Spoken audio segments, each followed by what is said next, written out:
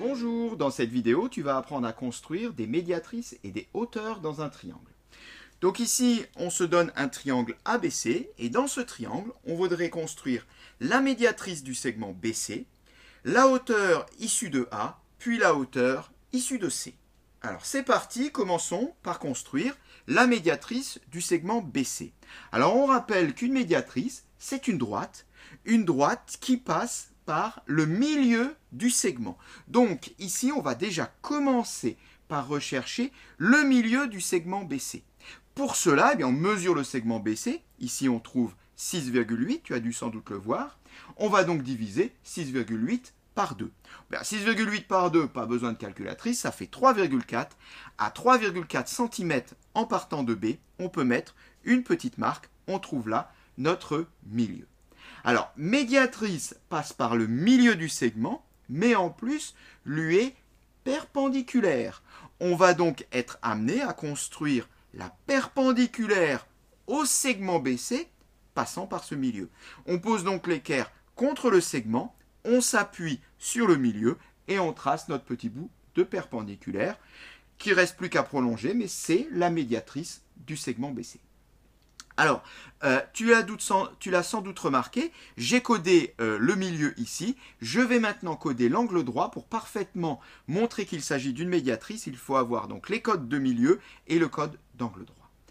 On peut passer à la construction de la hauteur. Alors, rappelons ce qu'est une hauteur. Eh bien, une hauteur, c'est une droite également qui passe par un sommet du triangle, ce n'était pas le cas pour la médiatrice, et qui est perpendiculaire au côté opposé à ce sommet. Donc on retrouve la perpendicularité, mais là on ne passe pas par le milieu, par contre on passe par le sommet opposé.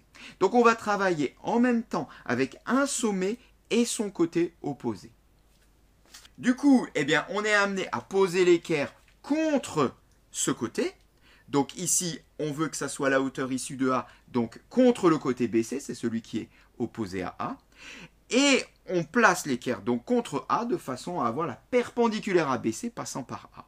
Une fois que ceci est fait, il ne reste plus qu'à prolonger pour obtenir toute la droite. Je rappelle qu'une hauteur est une droite. Et on n'oublie pas bien évidemment de coder, on code l'angle droit au pied de la hauteur. Donc le pied de la hauteur, c'est là où la hauteur traverse le segment, donc le côté opposé au sommet A. Alors, on va faire de la même manière sur le sommet C. Et là, on le voit, il y a un petit problème, c'est que notre triangle, il n'est pas orienté dans le bon sens. Donc, il ne faut pas hésiter à tourner le cahier, tourner la feuille, pour avoir une construction qui soit dans le bon sens. Alors, dans le bon sens, ça veut dire quoi? L'idée de la hauteur, c'est bien une idée de hauteur. Hauteur au sens propre, en français, la hauteur. Donc, une hauteur, en général, on la voit de façon verticale.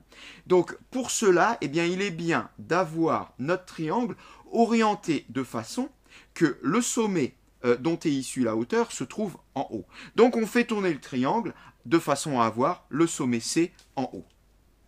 Voilà qui est fait, et à partir de là, on va faire comme tout à l'heure, on pose l'équerre contre le côté opposé, à ce sommet, le côté AB, et on trace la perpendiculaire. À ce moment-là, on voit que ce côté, il est un petit peu court, pour avoir vraiment un bon support, il ne faut pas hésiter à le prolonger. Alors le prolonger d'un trait très fin, mais simplement pour pouvoir bien reposer l'équerre contre ce côté, donc le côté AB ici, et placer l'équerre contre le sommet, le point C, de façon donc à construire notre hauteur. On trace notre hauteur, toujours pareil, avec précision en prolongeant éventuellement, il s'agit d'une droite, donc il ne faut pas hésiter à prolonger de part et d'autre.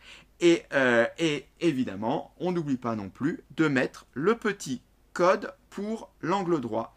Voilà, on a donc notre deuxième hauteur qui est construite et cette séquence est terminée.